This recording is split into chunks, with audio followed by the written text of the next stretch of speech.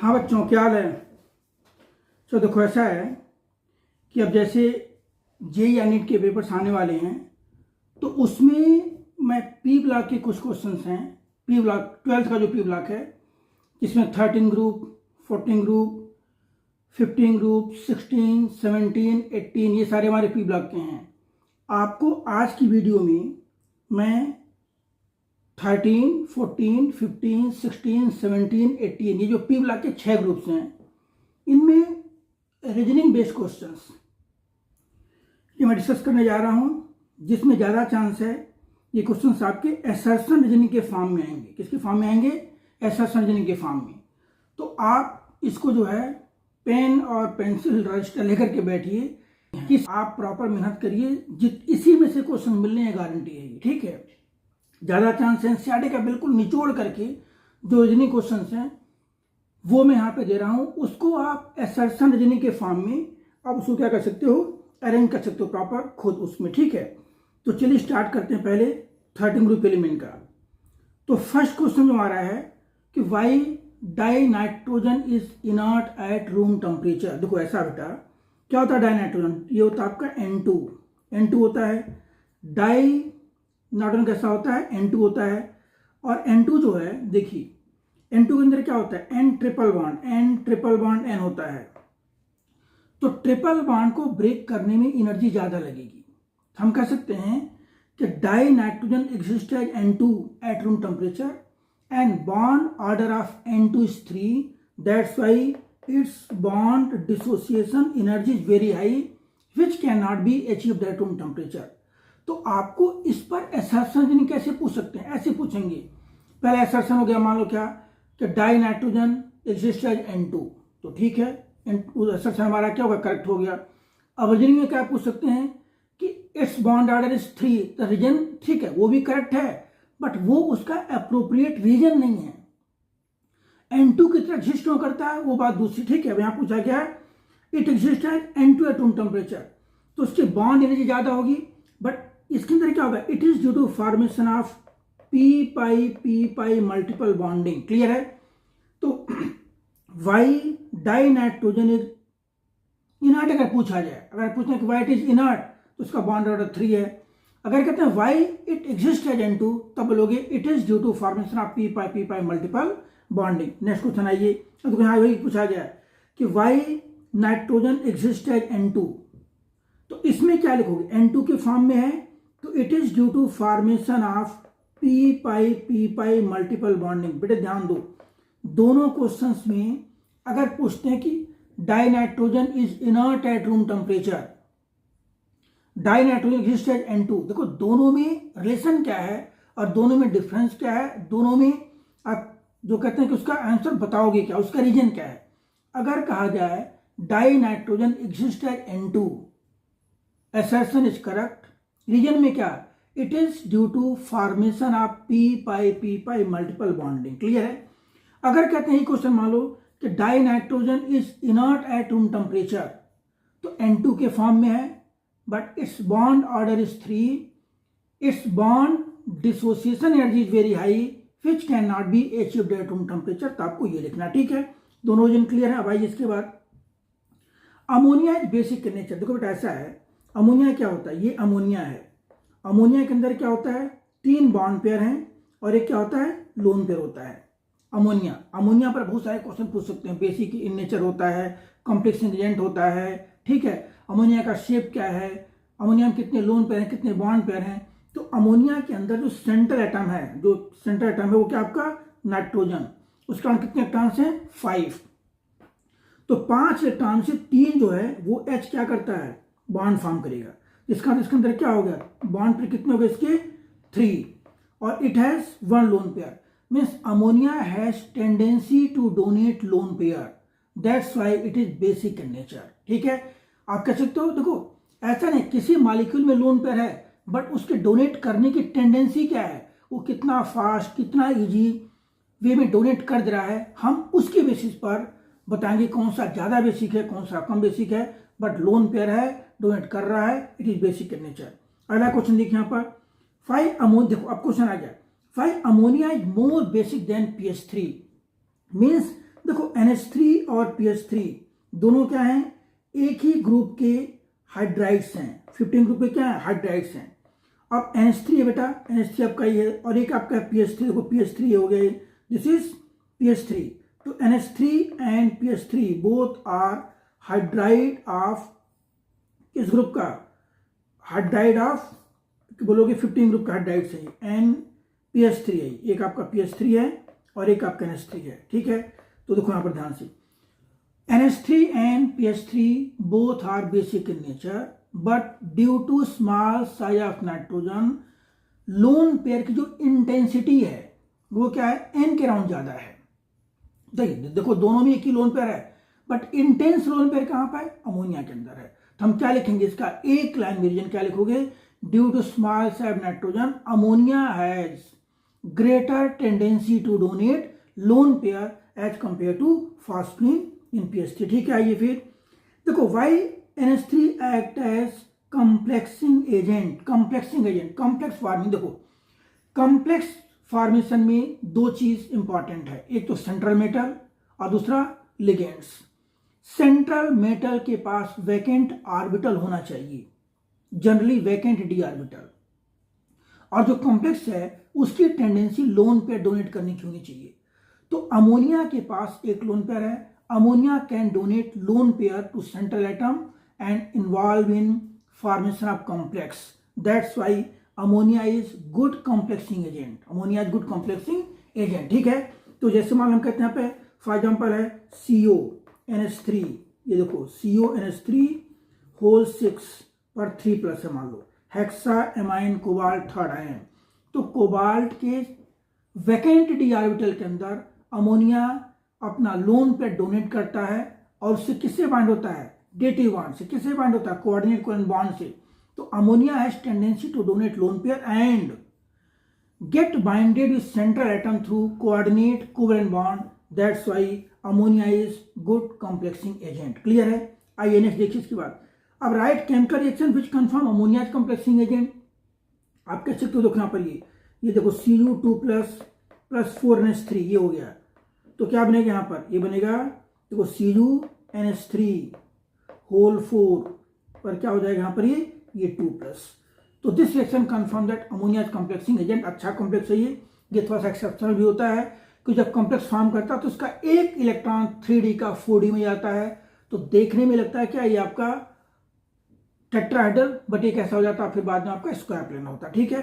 तो अमोनिया ये रिएक्शन है which confirm ammonia is complexing. There are so many reactions, there are so many complex which form by ammonia. Next देखिए, NCl3 is known but NCl5 is not known. देखो nitrogen जो है ना, second period का first element है, मतलब अपने group का पहला एलिमेंट है। Nitrogen has anomalous behaviour with respect to other element of the group of same group. देखो और कौन कौन से एनामलस बिहेवियर्स हैं, small size, absence of vacant d orbital, ability to form p-pi multiple bonding, ability to form H bonding, hydrogen bonding। ये 4 features जो हैं वो नाइट्रोजन को अपने अलग बाकी एलिमेंट से डिफरेंट बनाते हैं, सिंपल, ठीक है। तो क्या पूछा गया है, NCl3 इज नोन। देखो जहां कहीं भी ऐसा लगे कि आप एक सेंट्रल एटम के अराउंड एक कुछ जो कहते हैं कि सराउंडिंग एटम है, आप उसको एकोमोडेट नहीं कर पा रहे हो, तो आप एक बार सोचोगे कि उसका वैकेंट d ऑर्बिटल है या नहीं है। अगर वो एलिमेंट पहला एलिमेंट है तो आपका ये लॉजिक 100% करेक्ट होगा। और क्या बोलोगे यहां पर कि nitrogen doesn't have vacant d orbital, so it can not extend its valency and NCl5 is not form. NCl3 तो फॉर्म कर लेता है, बट NCl5 फॉर्म क्यों नहीं करेगा भाई। अब जब आप लिखोगे कन्फिग्रेशन देखिए यहाँ पर, तो क्या होगा आपका, ये इसका कन्फिग्रेशन आप लिखोगे किसका, नाइट्रोजन का, ठीक है। तो कितना एटॉमिक नंबर होता है, 1s2 2s2 2p3। देखो इस टाइप से 7 होगा, यहाँ पे लिखोगे, देखिए यहाँ लिखेंगे आप 1s2 2s2 2p3। तो यहाँ P3 देखिए, आप P में कितने 3 इलेक्ट्रॉन्स हैं, 1 2 3, और ये क्या हमारा ये S2 है। तो अब यहां पर NCl5 फॉर्म करने के लिए अभी इसके पास कितने अनपेयर्ड हैं, अगर हम इसका कराएंगे हाइब्रिडाइजेशन, देखो इस टाइप से यहाँ पर sp3 बन जाएगा, it has 4 sp3। But NCl5 के फॉर्मेशन के लिए हमें 5 ऐसे ऑर्बिटल चाहिए जो जिसके अंदर एक एक अनपेयर्ड हो। तो उसका वैकेंट ऑर्बिटल है नहीं, वैकेंट ऑर्बिटल उसका दूर है, तो वो जल्दी उसको एक्साइट नहीं कर पाते हैं। तो nitrogen doesn't have vacant d orbital, so it can not extend its valency, that's Y NCl5 is known but NCl5 is not known and NCl3 is known। ठीक है, क्लियर। अब देखिए इसके बाद, अब देखो फिर एक कहानी PCl5 है। हम क्या कहते, देखिए nitrogen, phosphorus, arsenic, antimony, bismuth. ठीक है, तो नाइट्रोजन जो है ये पहला एलिमेंट है, इसके पास वैकेंट डी ऑर्बिटल नहीं होता है। बाकी जितने एलिमेंट्स हैं इस ग्रुप के सबके पास वैकेंट डी ऑर्बिटल होता है। इसका मतलब क्या, नाइट्रोजन को छोड़ के except nitrogen every atom of the group can extend its valency, can extend its. तो फास्फोरस पी वैलेंसी एक्सटेंड कर सकता है, तो P कैन एकोमोडेट। देखो क्या लिखोगे, क्वेश्चन क्या है कि PCl5 is known but NCl5 is not known. Reason क्या, देखिए phosphorus has vacant d orbital, so it can extend its valency and form PCl5। On the other hand, nitrogen doesn't have vacant d orbital, so it cannot extend its valency and NCl5 is not known। ठीक है, clear. अब आइए इसके बाद फिर एक आप देखो यहां डिफरेंट हो गया भाई। PCl5 जो है, PCl5 is known but PI5 is not known. दोनों में सेंट्रल एटम फास्फोरस है, उसके पास वैकेंट ऑर्बिटल है। तो क्या रीजन है कि PCl5 is known but NCl5 is not known. आप क्या लिखोगे इसको कि phosphorus can not accommodate 5 large iodine atom around it due to steric hindrance, कह सकते हो उसको आप। ठीक है, ड्यू टू स्टेरिक हिंड्रेंस। ठीक है, that's why PI5 is not known. ठीक है, नेक्स्ट आइए इसके बाद, how can you prove that PS3 is basic in nature. देखो ऐसा है, पहली बार PS3 बेसिक है, क्यों, इसके पास एक लोन पेयर है, it can donate lone pair. दूसरा, phosphorus can combine with HI और बनाता है फास्फोनियम आयोडाइड, PH4I बनता है, which confirm that PS3 is basic in nature. देखो उसका रीजन क्या है कि PS3 क्या आपका अगर बेस है, PH4I हमारा क्या तो सॉल्ट होता है और HI क्या एसिड है। तो इस एसिड को अगर हम बेस के साथ कराएंगे रिएक्शन, तभी क्या बनेगा आपका, सॉल्ट बनेगा। Means PS3 is basic in nature because it can combine with HI and form PH4I। ठीक है, नेक्स्ट आइए, 5PCl3 फ्यूम्स इन मॉइस्चर। PCl3 क्या, अभी भाई देखो अगर आपसे पूछा PCl3 है क्या, तो फास्फोरस ट्राइक्लोराइड, फास्फोरस PCl3 है 3 बॉन्ड पेयर 1 लोन पेयर। लेकिन जब PCl3 जो होता है ना, आप ऐसे समझो ये PCl3 का मान लो कोई कंटेनर के अंदर PCl3 रखा गया है। ठीक है, क्लियर। अगर ये क्लोज्ड है तब तो ठीक है, जैसे इसको ओपन करोगे तो इसके ऊपर व्हाइट फ्यूम्स निकलेंगी। यही पूछा गया कि वाई PCl3 फ्यूम्स इन मॉइस्चर। तो PCl3 जो होता है, this PCl3 combined with moisture और क्या फॉर्म करता है, it form 5 fumes of HCl gas. PCl3 combined with moisture and form 5 fumes of HCl gas, that's why PCl3 fumes in moisture। ठीक है, आइए नेक्स्ट। अब देखो अच्छा क्वेश्चन है कि पूछा गया क्या, ऑल बॉन्ड ऑफ PCl5। देखो PCl5 कैसा होता है, देखो PCl5 कुछ ऐसे होता है। पहले हम देखें कि PCl5 होता है किस टाइप से भाई। तो PCl5 के अंदर जो होता है, देखो PCl5 में ध्यान दो, PCl5 में 2 टाइप के बॉन्ड होते हैं। एक बॉन्ड होता है आपका इक्वेटोरियल बॉन्ड होता है कुछ टाइप से, जो कि प्लेन में होता है PCl5 में। ठीक है, PCl5 हो गया। अब जो यहां लिखोगे नेक्स्ट हमारा है, आप आओगे देखिए दूसरा बॉन्ड हमारा ये है, देखो इसको हम बोलते हैं axial bond, this is known as axial bond. क्या कहते हैं इसको बेटा, एक्सियल बॉन्ड है। जो इक्वेटोरियल बॉन्ड होता है इट इंक्लाइंड एट 120 डिग्री और एक इस पर इंक्लाइंड होता है आपका 90 डिग्री पर होता है। तो PCl5 has 2 type of bond, axial and equatorial. Axial bond जो होता है वो प्लेन के above and below the plane क्या होता है, लोकेटेड होता है। तो axial bond experience repulsion due to 3 equatorial bond pair, that's why axial bond is slightly longer than equatorial bond pair. तो PCl5 में दो टाइप के बॉन्ड हैं, एक्सियल और इक्विटोरियल। मतलब क्या लिखोगे इसका अगर पूछा जाए कि are all bond of PCl5 is same, लिखोगे no, all bond of PCl5 is not same because out of 5 PCl bond 3 PCl bond is located at equatorial of triangle, 2 PCl bond is located above and below the plane called axial bond. Axial bond experience repulsion due to 3 equatorial bond pair, that's why axial bond is slightly longer than equatorial bond pair. Next देखिए, what is covalency of nitrogen in N2O5 type chemistry का लोग देख लेना, covalency है ये। N2O5 क्या होता है, देखो ये N2O5 है, हम ऐसे ड्रॉ करेंगे, यहाँ देखो इस टाइप से N2O5, क्लियर बेटा, दिस इज N2O5, ठीक है। N2O5 में अब इस N के अराउंड देखिए, इस N के अराउंड कितने बॉन्ड हैं, देखो 2 बॉन्ड यहाँ पर आ गया, 1 यहाँ पर आया, तो यहाँ क्या हो गया 4। तो covalency of nitrogen in N2O5 is 4। Next 5PH4 है हायर बॉन्ड है, देखो अब ध्यान दो बेटे, हम कहते हैं यहाँ पर PH3, तो PH3 आपका ये बेटे, देखो देखो दिस इज PH3 में क्या है 3 बॉन्ड पेयर एंड क्या है 1 लोन पेयर। हम कहते हैं मान लो PH4 है, देखिए PH4 है, ये PH4 है, PH4 कैसा होता है आपका, ये होता है टेट्राहेड्रल होता है, देखो इस टाइप से PH4 plus, this is PH4 plus, this is PH4 plus, कैसा होता है टेट्राहेड्रल होगा। तो अब इस केस में यहां पर एक lone pair bond pair repulsion है और यहां पर सिर्फ बॉन्ड पेयर इसमें देखो अगर आप देखोगे ना तो PH3 में 2 टाइप का रिपल्सन हो गया, एक लोन पेयर और दूसरा आपका लोन पेयर और बॉन्ड पेयर, और यहां सिर्फ एक ही रिपल्सन है और वो कम होता है जो कि बॉन्ड पेयर का है। तो इन case of PH3 molecule experience lone pair bond pair repulsion, that's why bond angle of PH4 plus is higher than PH3।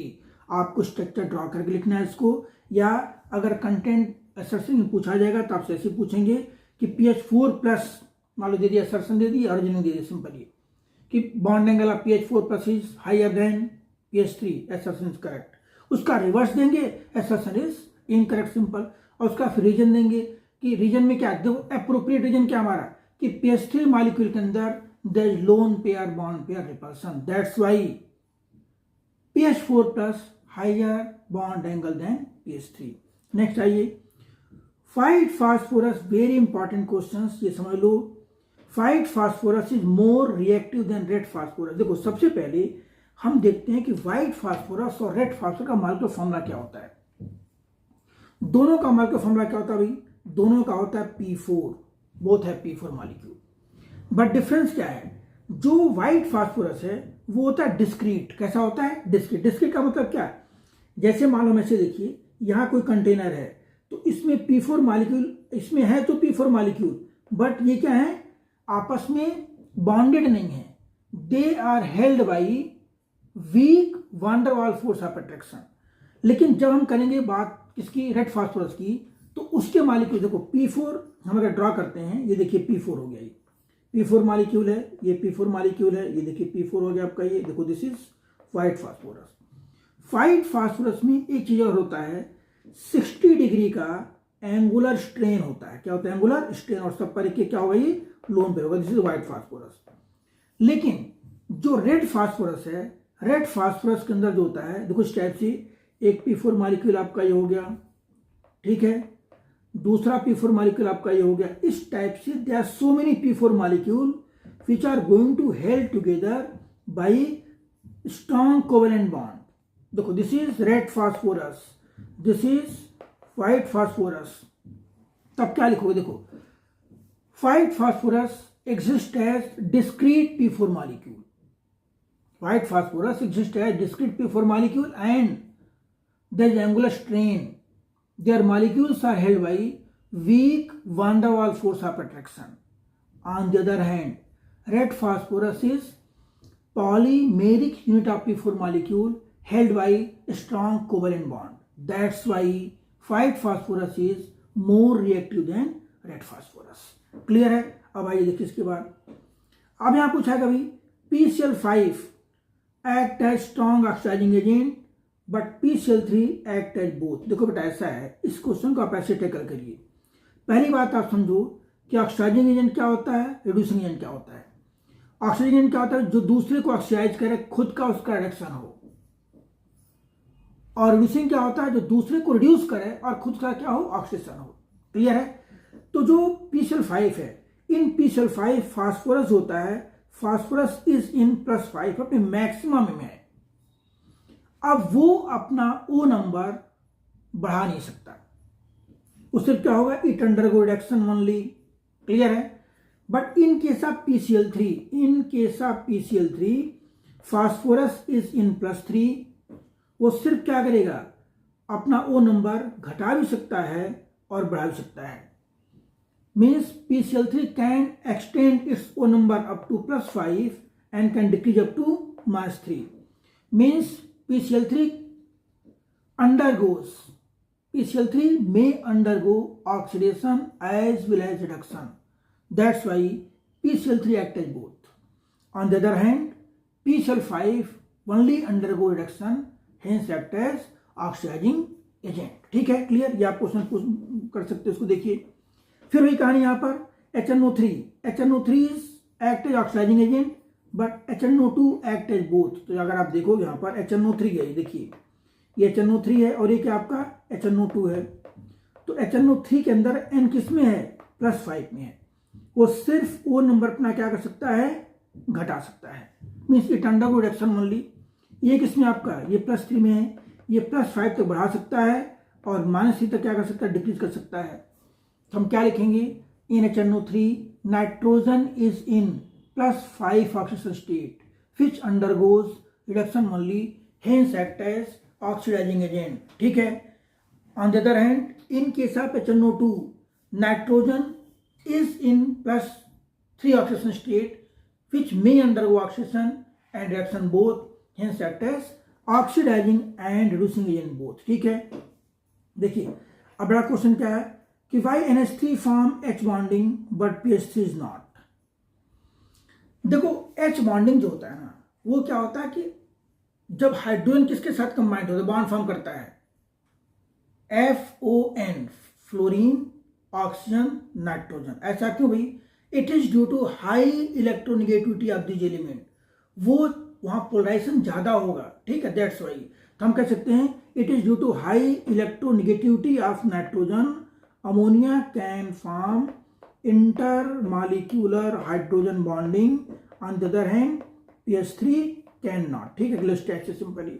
अब आइए R3P double bond O exist but R3N double bond O does not. देखिए ये P double बॉन्डो है, इसका 3 R है। R का मतलब यहाँ पे हम क्या लेके चल रहे हैं, एल्काइल लेके चल रहे हैं। क्या लेके चल रहे हैं, एल्काइल।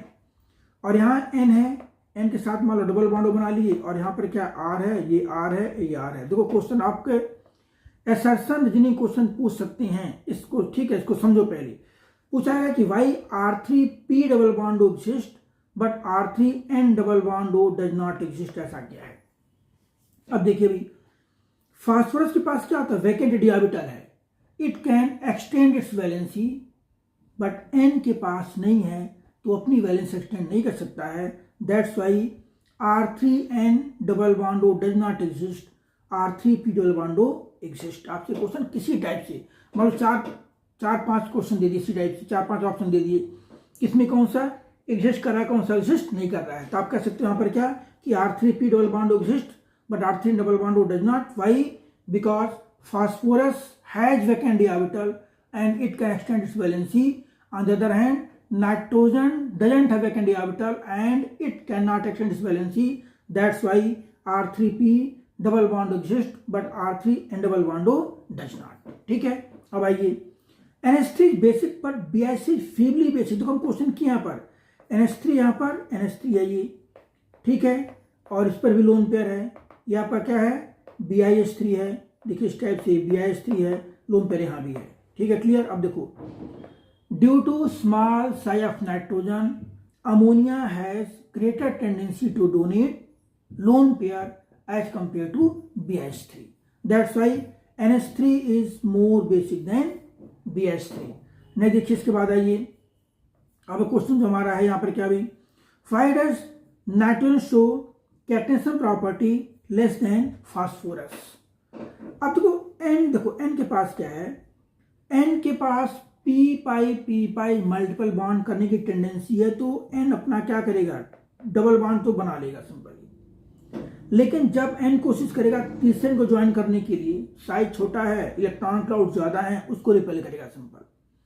बट फास्फोरस के अंदर क्या है, उसका साइज थोड़ा सा बड़ा है, उसमें इंटर इलेक्ट्रॉनिक रिपल्सन क्या होगा, कम होगा, तो it can undergo more catenation as compare to nitrogen. Means phosphorus can form P4। यही क्वेश्चन से पूछ सकते हैं कि why nitrogen exist as N2, why nitrogen exist as N2 but phosphorus exist as P4। तो रीजन क्या है, simple, due to small size nitrogen it experience inter electronic repulsion, but due to formation of P pi multiple bonding it exist as N2। But P4 के अंदर वो repulsion कम होता है। Means P4 phosphorus can catenate up to 4 level. ठीक है, आइए next, इसके बाद फिर भी कहानी, ammonia has higher boiling point than PH3। Ammonia देखो आपका ये है, अमोनिया का NH3 है, ये NH3 है, this is NH3, ammonia has. अब देखो इसका मतलब क्या, तो अमोनिया के जो डिफरेंट मॉलिक्यूल्स हैं, ध्यान देना, they are held by inter molecular hydrogen bonding. Ammonia has higher boiling point than PH3 because NH3 molecules are extensively associated with intermolecular hydrogen bonding। ठीक है, नेक्स्ट आइए, अब देखो इसके बाद आपका आएगा यहाँ पर 5NO2 dimerise. Very important question, अच्छा क्वेश्चन है। देखिए NO2 ही होता है, पहले आप समझो कि NO2 होता है क्या, ये N हो गया, ये डबल बॉन्ड हो गया, ये देखिए इधर आ गया ये, और एक यहाँ पर क्या है, और इलेक्ट्रॉन मॉलिक्यूल है। इसी टाइप से N आ गया, ये आपका डबल बॉन्ड आ गया यहाँ पर, ये देखो इस टाइप से यहाँ पर क्या, यहाँ पे इलेक्ट्रॉन मॉलिक्यूल सिंपली। तो NO2 is odd electron molecule, odd electron molecule. ठीक है, and after dimerization it changes to even electron molecule N2O4। मतलब आप ये कह सकते हो, देखिए 2NO2 है, it changes to N2O4, it changes to N2O4। Clear है, तो उसका रीजन क्या है, NO2 के अंदर क्या, एक इलेक्ट्रॉन यहाँ पर जो फ्री है, फ्री नहीं कह सकते, तो एक इलेक्ट्रॉन हमारा क्या अनपेयर्ड है, ये अनबॉन्डेड है, तो ये आपस में क्या करते हैं, बॉन्ड फॉर्म कर लेते हैं। ठीक है, अब इस पर क्वेश्चन ऐसे ही पूछ सकते हैं, NO2 जो होता है कैसा होता है, ब्राउन कलर का होता है, N2O4 कैसा होता है, कलरलेस होता है। तो N2O4 is colourless, why, because it is even electron molecule. After dimerization जो NO2 हमारा था, उसके बाद जो एक इलेक्ट्रॉन बचा हुआ था, वो दूसरे NO2 के साथ क्या किया, कोवेलेंट बॉन्ड फॉर्म कर लिया। ठीक है, तो हम बोलेंगे इसको क्या कि NO2 is odd electron molecule, after dimerization it changes to stable even electron molecule N2O4, that's why NO2 dimerize, NO2 dimerize. ठीक है, आप पढ़े होंगे ऑक्टेट का एक्सेप्शन भी है। ठीक है, NO2, फिर देखिए NO2 डाइमराइज हो गया हमारा। अब उसके बाद तो बेटा ये था आपका 15 ग्रुप का। इस टाइप से आपके हर ग्रुप के क्वेश्चंस में, रीजनिंग क्वेश्चन स्पेशली